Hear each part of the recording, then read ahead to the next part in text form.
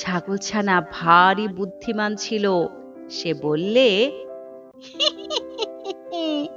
লম্বা লম্বা দাড়ি, ঘন ঘন নাড়ি, সিংহের মামা আমি নরহরি দাস, 50 বাঘে মোর এক এক গ্রাস।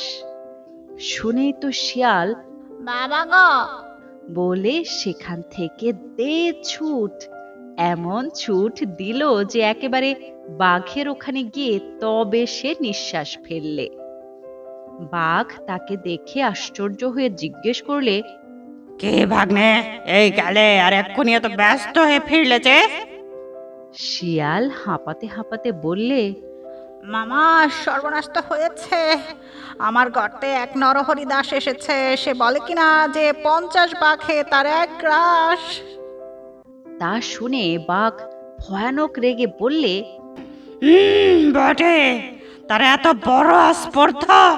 চল তো ভাগ্নে, তাকে দেখাবো কেমন 50 বাঘে তার এক গ্রাস।